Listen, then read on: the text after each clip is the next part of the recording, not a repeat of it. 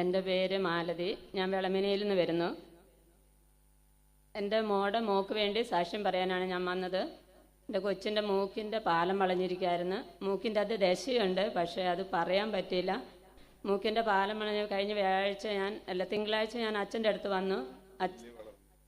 എല്ല് വളർന്ന് ഇങ്ങനെ ഇവിടെ തടിച്ച് നിൽക്കുമായിരുന്നു. കൊച്ചിൻ്റെ മൂക്കിൽ കൂടെ ശ്വാസം വിടാനെല്ലാം വിഷമാണ്. പിന്നെ മൂക്കിന് 2 സൈസ് സ്പ്രേ അടിച്ചാലേ കൊച്ചിന് ശ്വാസം വിടാൻ പറ്റുള്ളൂ. അങ്ങനെയായിരുന്നു. പിന്നെ ഛർദി തുടങ്ങും. എന്നാണേലും കഴിഞ്ഞ തിങ്കളാഴ്ച ഇവിടെ വന്ന് അച്ഛൻ പ്രാർത്ഥിച്ചു. ഇപ്പോൾ ഒരു കുഴപ്പമില്ല. മൂക്കിൻ്റെ പാലം എല്ലാം നേരെയായി.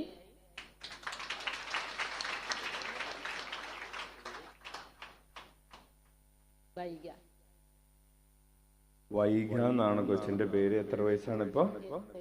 8 വയസ്സുള്ള കുഞ്ഞാണ്. പ്രിയപ്പെട്ടവരെ, 18 വയസ്സാകുമ്പോൾ ഇത് സർജറി ചെയ്യാമെന്ന് അങ്ങനല്ലേ പറഞ്ഞു? 18 വയസ്സാകുമ്പോഴേ ഓപ്പറേഷൻ ചെയ്യാൻ പറ്റുള്ളൂ എന്നാണ് ഡോക്ടർ പറഞ്ഞത്. അതുവരെ ഈ സ്പ്രേ അടിച്ചുകൊണ്ടിരിക്കണം. അങ്ങനെ ഇനിയിപ്പോ കുഞ്ഞിന് 8 വയസ്സായി, ഛർദി വരുന്നുണ്ട്, ശ്വാസം എടുക്കാൻ പറ്റുന്നില്ല, 2 സ്പ്രേ അടിച്ചൊക്കെയാണ് കഴിയുന്നത്. കുഴപ്പമൊന്നുമില്ല, ഒരു 10 കൊല്ലം ഇങ്ങനെ തന്നെ മുന്നോട്ട് പോകട്ടെ. എന്നിട്ട് 18 വയസ്സാകുമ്പോൾ നമുക്ക് ശരിയാക്കാമെന്ന് പറയുന്ന ഒരു മെഡിക്കൽ സിറ്റുവേഷൻ. പ്രിയപ്പെട്ടവരെ, മനുഷ്യന് അസാധ്യമായത് ദൈവത്തിന് സാധ്യമാണ്. മൂക്കിൽ വളർന്നിരുന്ന എല്ല്, അങ്ങനെ മൂക്കിന്റെ പാലം നേരെയാക്കുന്ന സർജറി 18ാമത്തെ വയസ്സ് കഴിഞ്ഞിട്ട് ചെയ്യാറുള്ളൂ.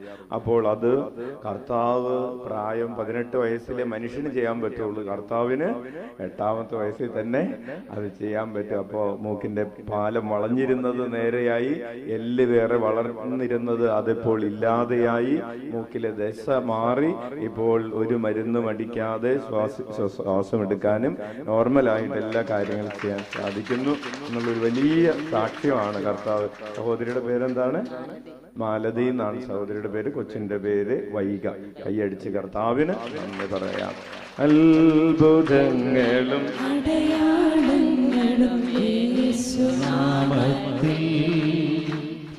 സംഭവിക്കും കാലമല്ലോ.